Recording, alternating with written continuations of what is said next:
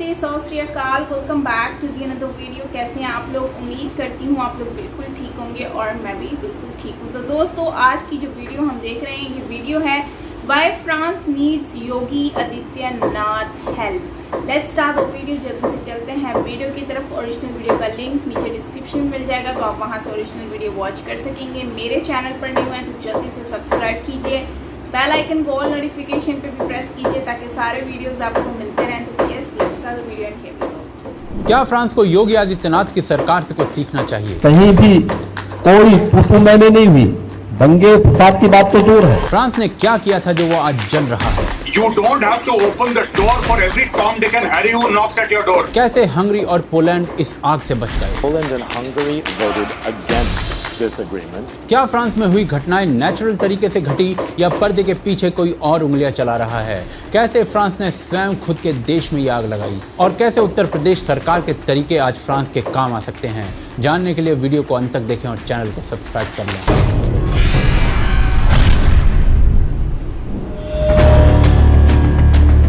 France पिछले कुछ वर्षों से समाचारों में आम हो गया है और संपूर्ण विश्व की डिबेट का विषय हो गया है। कभी फ्रेंच टीचर के सेक्युलरिज्म पढ़ाने के विषय पर, तो कभी इस्लामिक कंट्रीज के द्वारा फ्रेंच प्रोडक्ट्स के बॉयकॉट के विषय पर। और आज फिर से फ्रांस चर्चा का विषय है, क्योंकि फ्रांस भभक रहा है। सड़कों पर दुकानें लूटती भीड़ हो, या विश्व की सबसे बड़ी लाइब्रेरी को आग के सुपुर्द करने की घटना, या पूरे के पूरे रेजिडेंशियल कॉम्प्लेक्स को अग्नि में समाहित कर देना। मार्से, लियोन, ग्रेनोबल, पेरिस सब अग्नि में समाहित है। मार्से में रेजिडेंशियल बिल्डिंग्स के अलावा 28 school, 34 town hall, 80 police station खाक हो चुके हैं। ये वही स्थान है जहां 2024 ओलंपिक में एथलीट्स को ट्रेनिंग कराने के लिए स्थान दिया जाएगा। असंख्य बसेस, बस अड्डे राख हो चुके हैं। इस प्रकार के दृश्य 2005 में भी देखने को मिले थे। तब भी एक लड़के की मृत्यु से पूरा देश भभक गया था, किंतु 2005 में ये प्रदर्शन धीरे धीरे बढ़ा था और 3 सप्ताह में 9000 कार्स को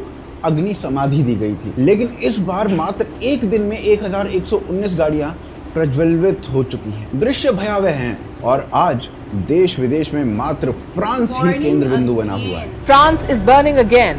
The French government has said it is considering all options, including declaring a state of emergency.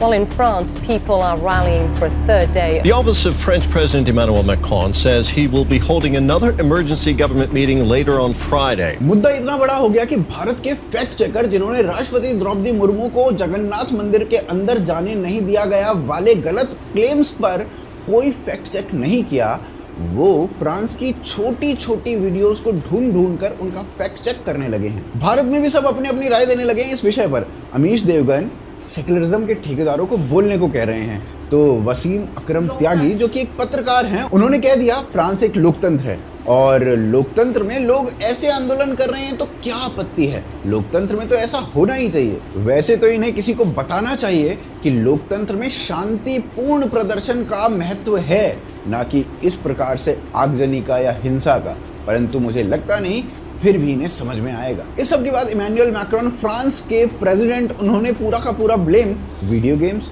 Bad parenting और सोशल मीडिया पर थोप दिया। स्टेट में इमरजेंसी लगाने की बात हुई, 40,000 पुलिस वालों को डिप्लॉय किया गया और 1300 लोगों को अब तक अरेस्ट किया जा चुका है, परंतु विवाद फिर भी थमने से मना कर रहा है। नेहल एम, जिस बच्चे की मृत्यु हुई, उसकी मां ने टिकटॉक पर जाकर कहा मेरे बेटे के लिए विद्रोह करो। उसकी दादी ने कहा इन्होंने मेरे पोते को समाप्त कर दिया, अब मुझे किसी की परवाह नहीं, किसी को क्षमा नहीं करूंगी। इस सब के बाद मैक्रोन ने एक स्टेटमेंट दी और पूरे इंसिडेंट को जो नेहल एम और पुलिस के बीच हुआ, उसके बाद पुलिस के लिए कहा इनएक्सक्यूजेबल एंड अनफॉरगिवेबल। इस स्टेटमेंट पर अलायंस पुलिस नेशनल, जो कि फ्रांस की पुलिस यूनियन है, उसने फ्रेंच सरकार के लिए और मैक्रोन के लिए कहा ये जो स्टेटमेंट आपने दी है वो कंडेमनेबल है और तुमने तो पुलिस को सीधा ही दोषी बोल दिया। क्या पुलिस अभी तक जज के पास गई, पुलिस वाले का बयान सुना गया, कोर्ट ने उसे आरोपी माना? यदि नहीं तो तुमने कैसे मान लिया? उधर से नेशनल पार्टी की मारिन ले पेन, फ्रांस की ओपोजिशन की लीडर, उन्होंने मैक्रोन की स्टेटमेंट को इर्रेस्पॉन्सिबल बोल दिया और कहा मैक्रोन ने कुछ ज्यादा ही बोल दिया है। पर यह बात यहां तक बढ़ी कैसे, वो जानेंगे अगले अध्याय में। फ्रांस में जो हुआ क्या वो भारत में भी संभावित है? कैसे भारत का कोई मॉडल काम आ सकता है फ्रांस के, ये सब जानने से पहले जानना पड़ेगा कि क्या इतना बड़ा उपद्रव अचानक से फूट पड़ा। 27 जून 2023 को 17 साल का लड़का जिसका बैकग्राउंड अल्जीरिया के मुस्लिम समुदाय से था, उसे पुलिस ने गोली मार दी। पर क्यों? अवेलेबल इंफॉर्मेशन के अनुसार ये लड़का अंडर एज था, पीली मर्सिडीज चला रहा था। पुलिस द्वारा रोका गया तो इसने गाड़ी को दौड़ा दिया। पुलिस ने चेज करके गाड़ी को फिर से रोका और गन तान दी। इसके बाद की घटनाएं वीडियो पर हैं, जो यहाँ दिखाया नहीं जा सकता। पुलिस पॉइंट ब्लैंक पर गन तानकर लड़के को धमका रही है। अचानक गाड़ी हल्की सी चलती है और पुलिस लड़के को कर देती है। ये आपको वीडियो में दिखता है। अंडर एज ड्राइविंग या गाड़ी दौड़ा देना ऐसा क्राइम नहीं होना चाहिए कि इसको ढेर कर दिया जाए और पुलिस पर एक्शन बनता है। ये काम जिस अफसर ने किया उसे डिटेन किया जा चुका है। पर क्या पुलिस को ऐसा करने का अधिकार है फ्रांस में? 2017 में फ्रांस में कानून बनाया गया कि पुलिस के रोकने पर यदि कोई गाड़ी भगाता है और बाकी लोगों का जीवन खतरे में डालता है तो उसे शूट किया जाए। अब इसी कानून का प्रयोग करते हुए 2021 में 3, 2020 में 2, 2019 में 0, 2018 और 2017 में 6, यानी कुल मिलाकर 17 ऐसी घटनाएं हो चुकी हैं 2017 से अब तक।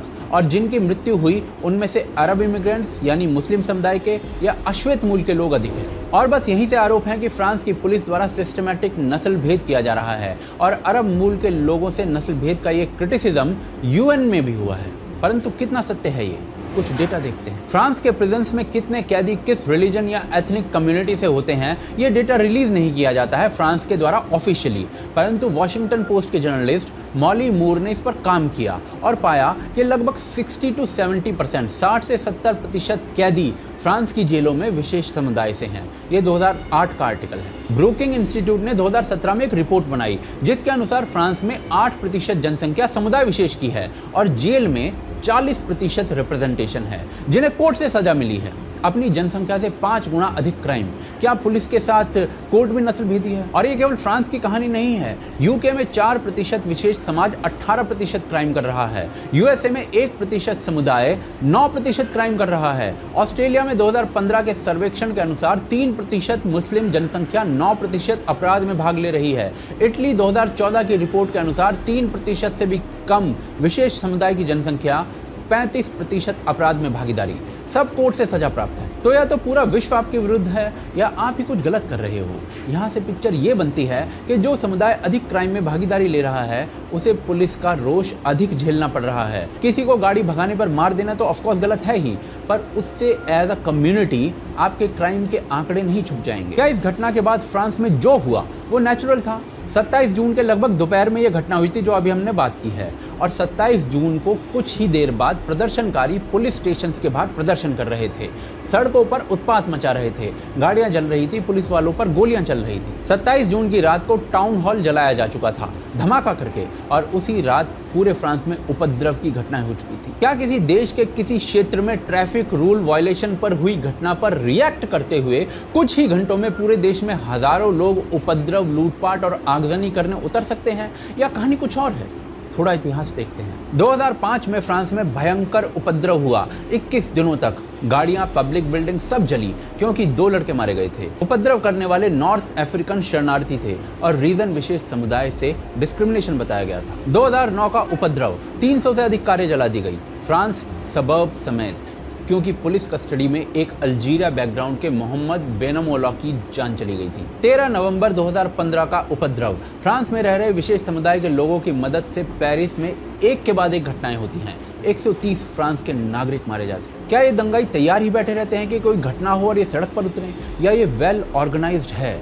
ये ढूंढना फ्रांस के प्रशासन का काम है। इसी साल फ्रांस में पेंशन स्कीम को लेकर प्रोटेस्ट हुए, फ्रांसीसी लोगों ने किए, पर उपद्रव नहीं हुआ। उपद्रव के केसेस अधिकांश अरब शरणार्थियों की टोली से आते हैं। कैसे पहुंची फ्रांस की ये स्थिति यहाँ तक, वो आगे देखते हैं। तो पिछले चैप्टर में हमने देखा 2005 से 2023 आ गया और परिस्थिति बुरी से बहुत बुरी हो गई। परंतु एक प्रश्न जो सबसे बड़ा है वो ये कि क्या ये इंसिडेंट्स वाइट्स या फ्रेंच लोगों के साथ नहीं हुए? तो इसका छोटा सा उत्तर है, ऐसा उनके साथ हुआ है। तो 12 वर्षीय एक लड़की लोला, इसके साथ अलेजिडली दुष्कर्म हुआ और उसके बाद ये एक डब्बे में बंद मिली जीर्ण शीर्ण स्थिति में। एक अल्जीरिया बॉर्न लड़की को इस मामले में अरेस्ट किया गया। इसके अलावा स्वीडिश लड़की लूना, वो भी माइग्रेंट्स की ही शिकार हुई और ऐसे कई और इंसिडेंट्स हैं। और ऐसा नहीं है कि इन मुद्दों पर प्रोटेस्ट नहीं हुए, प्रोटेस्ट हुए, पर वो सभी शांतिपूर्ण थे, पॉलिटिकल लेवल पर थे, पर वायलेंट नहीं थे। पर जब भी माइग्रेंट्स के साथ ऐसा कुछ हुआ, हर बार उपद्रव हिंसक था। एक रिपोर्ट बताती है कि पूरे यूरोप में संपूर्ण पॉपुलेशन का लगभग 5% हिस्सा समुदाय विशेष का है, परंतु फ्रांस में ये जनसंख्या 8.8% है। प्यू रिसर्च के अनुसार फ्रांस में 50 से 70 लाख समुदाय विशेष के लोग 2017 में थे।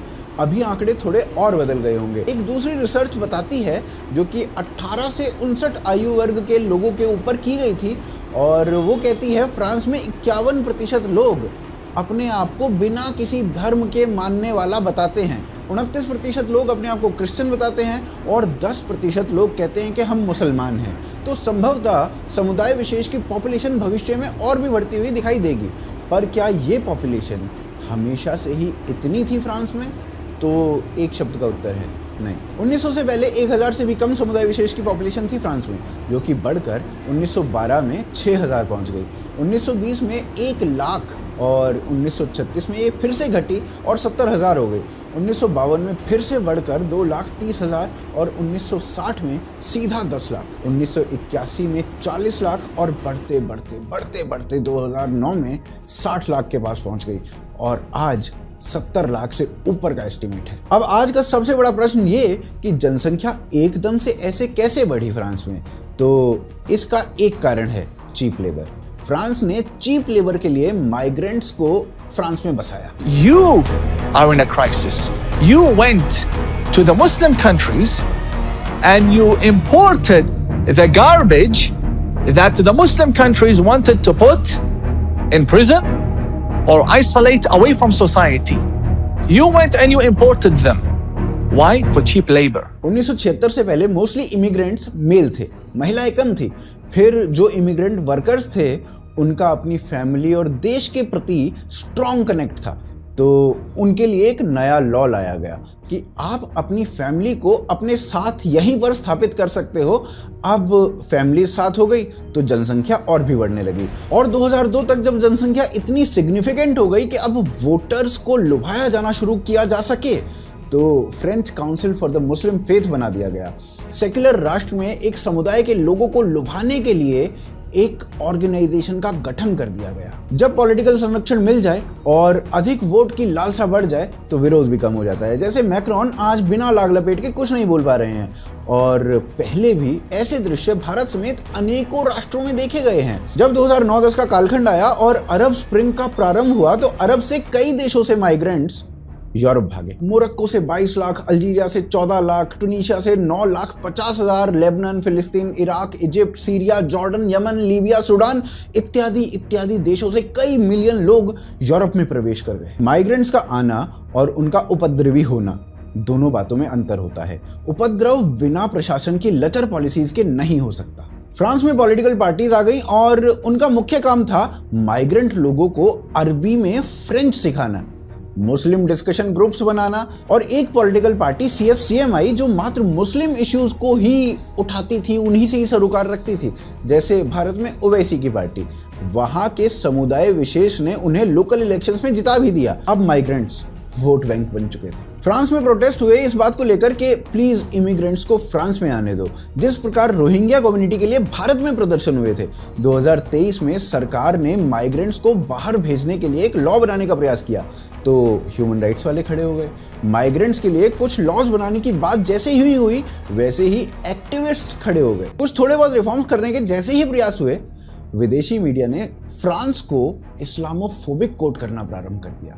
सेक्युलरिज्म खतरे में आ गया और फ्रांस का समुदाय विशेष भी खतरे में आ गया। पर एक प्रश्न ये कि इस परिस्थिति का तोड़ क्या है, तो वो आगे देखते हैं। फ्रांस की घटनाओं के बाद पोलैंड के प्रधानमंत्री ने यूरोपियन यूनियन की माइग्रेशन पॉलिसीज पर निशाना साधा और फ्रांस के उपद्रव और पोलैंड की शांति को कंपेयर किया। परंतु पोलैंड इतना शांत कैसे है, ये वीडियो देखिए। Over 2 million Ukrainians who are working, who are peaceful in Poland, we will not receive even one Muslim Poland ने पहले से पहले ही सजग होकर इलीगल इमिग्रेंट्स को अंदर नहीं घुसने दिया, इसलिए आज वो शांत है। परंतु फ्रांस के केस में तो शरणार्थी ऑलरेडी अंदर हैं। तो ऐसे में फ्रांस को क्या करना चाहिए? तो इसका भारत के उत्तर प्रदेश में जवाब छुपा हुआ है। भारत में एक अलग चलन सा ही बन गया था कि चाहे हिंदू त्योहार हो या समुदाय विशेष का, सब में कुछ ना कुछ उपद्रव हो ही जाता था, जिसके बारे में अंबेडकर ने भी लिखा अपने समय में, और वो आज तक सेम ही है। योगी आदित्यनाथ ने दोनों ही पक्षों के त्योहारों पर यूपी की स्थिति बताई। कोई शंका नहीं, कोई अव्यवस्था नहीं। आज ईद है, ईद की नमाज पढ़ी जा रही है, लेकिन एक भी सड़क पे नहीं होगी, इंतजाम नहीं। 800 स्थानों पे रामनवमी के शोभा यात्रा थी, जुलूस भी थे, और साथ साथ इस समय रमजान का महीना चल रहा है, रोजा अफ्तार के भी कार्यक्रम रहे होंगे। कहीं भी कोई तू मैंने नहीं हुई, दंगे फसाद की बात तो दूर है। ये मैंने आपको इसलिए सुनवाया क्योंकि भारत में और मुख्य रूप से उत्तर प्रदेश में ये एक बड़ी बात है। उत्तर प्रदेश एक समय पर क्राइम की राजधानी हुआ करता था। योगी आदित्यनाथ 2017 में मुख्यमंत्री बने और 2017 से 2020 तक का कंपैरिजन यदि करें तो एनसीआरबी का डेटा बताता है कि महिलाओं पर अपराध 13% से कम हुआ, हत्या जैसे अपराध भी लगभग 13% से कम हुए, महिलाओं से यौन हिंसा तो 34% तक घट गई, अपहरण जैसे अपराध 35% तक घट गए, रॉबरी जैसे अपराध 60% की गिरावट पर देखे गए, डकैती भी 60% तक कम हुई, दहेज के केसेस में मामूली गिरावट आई, लेकिन एक बहुत बड़ा बदलाव था सांप्रदायिक दंगों में। 2017 से 2020 तक दंगों में 31% की गिरावट देखी गई। और यदि मात्र दंगों की बात करें तो मायावती के शासनकाल में 616 ऐसी घटनाएं हुई थी 2007 से 2012 के बीच में।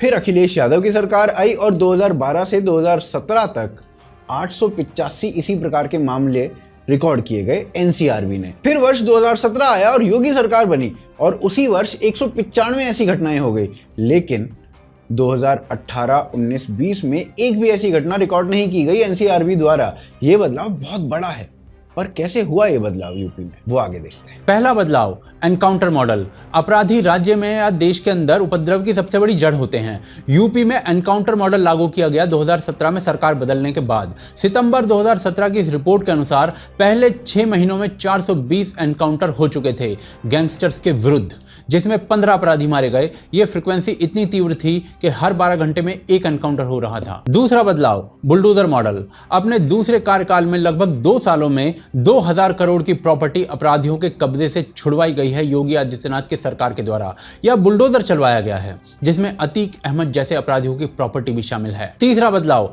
दंगाइयों की प्रॉपर्टी जब्त करके उस प्रॉपर्टी को बेचकर दंगे में जो नुकसान हुआ है उसे पूरा करना, जिस वजह से दंगाई शांत हो गए। दंगाइयों से वसूली के लिए कानून बनाने को लेकर एक अध्यादेश लेकर सरकार आई है, जिसके मुताबिक Uttar Pradesh recovery public and private property अध्यादेश को मंजूरी दी गई है।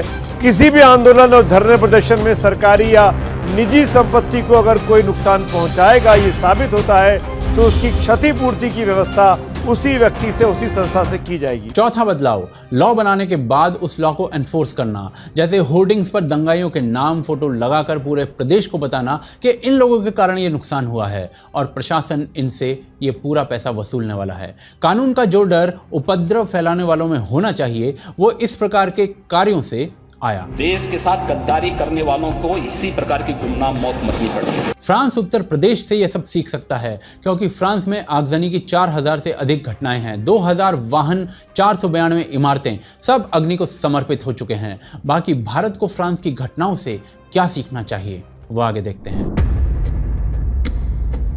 चैप्टर 2 में हमने डिस्कस किया था कि किस प्रकार फ्रांस में जो हुआ ये पूरा उपद्रव ऑर्गेनिक नहीं लगता, कैसे इंसिडेंट होते ही बड़े लेवल पर सब कुछ शुरू हो गया था, जैसे सब तैयार बैठे हों।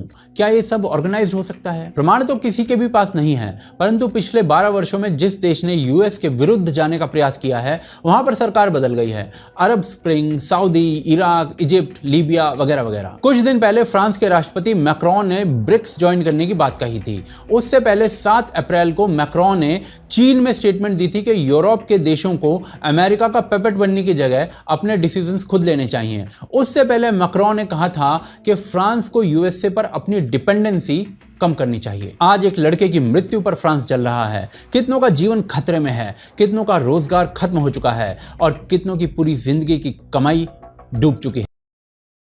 यहीं पे वीडियो एंड होता है और आपने देखा कि यहाँ पे तो भाई फ्रांस का जो हाल चल रहा है इस वक्त बहुत ही बुरा हाल है और कंडीशन काफ़ी ज़्यादा वर्स्ट से वर्स्ट होती जा रही है और हालात भी काफ़ी ज़्यादा ख़राब होते जा रहे हैं, जो कि हम देख भी रहे हैं आजकल जो सिचुएशन है उसके हिसाब से। तो काफ़ी बुरी कंडीशन है फ्रांस की। और इसमें जो है वो सुनने में ये भी आ रहा है कि एक मुस्लिम लड़का है जो कि छोटी सी एज का था और उसको जो है इन्होंने मार दिया। अब जो इसमें बताया जा रहा है वो तो यही बताया जा रहा है कि वो गाड़ी चला रहा था और गाड़ी उसकी एज कम थी। इलीगल तरीका ये समझो कि आपको एक कानून को फॉलो करना है और वो कानून आप फॉलो नहीं करोगे तो जाहिर सी बात है फिर आपको कानून जो बना है वो तो एक्शन लेगा। फिर वो ये थोड़ी कहेगा कि ये यहाँ का बंदा है तो वहाँ का कोई हमारा पाकिस्तान तो नहीं है ना कि पाकिस्तान में जो कानून को फॉलो ही नहीं किया जाता और अमीर का बच्चा कुछ भी करे गरीब का बच्चा करे तो डुस ऐसा नहीं है।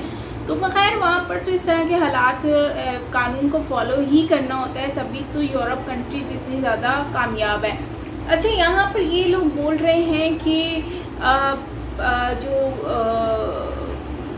वहाँ के लोग हैं तो इमिग्रेंट्स जो हैं वो लोग जो हैं उनके ऊपर अभी बेसिकली ये तो यही है ना जो गए हैं इमिग्रेशन करके गए हैं, तो यकीनन नेक्स्ट अब आने वाले वक्त में जो मैं देख रही हूँ सिचुएशन, तो मुझे लगता है कि अब यूरोप के कानून काफ़ी हद तक बदलने वाले हैं जहाँ तक मुझे लग रहा है, क्योंकि जो सिचुएशन देखने को मिल रही है और पास्ट में अगर हम सारे सिनेरियोज़ को देखें, सारे इंसिडेंट्स को देखें, तो यही मुझे लग रहा है, आइडिया हो रहा है कि ये इस तरह की चीज़ें होने वाली हैं।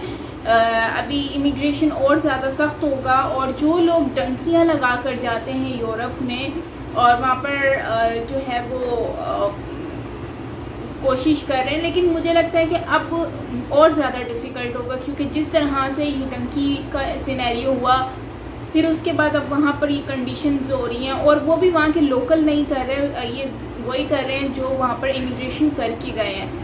तो काफ़ी सिचुएशन वर्स्ट होने वाली है। एनीवेज, वैसे इतना मुश्किल है एशिया के लोगों के लिए वहाँ पर जाना और अब और ज़्यादा हो जाएगा। और अगर हम बात करें तो योगी आदित्यनाथ जी की, तो उन्होंने नो डाउट एक बिगड़ी भी, मैं कह सकती हूँ, उनके हालात को उन्होंने बेहतर बनाया है। और बिगड़ी भी औलाद कहते हैं ना उसको सुधारना, तो ये वो हाल है कि उन्होंने सेट किया है। तो अब अगर हम देखें तो योगी आदित्यनाथ जी के रूल्स को अब शायद फ्रांस भी फॉलो करे।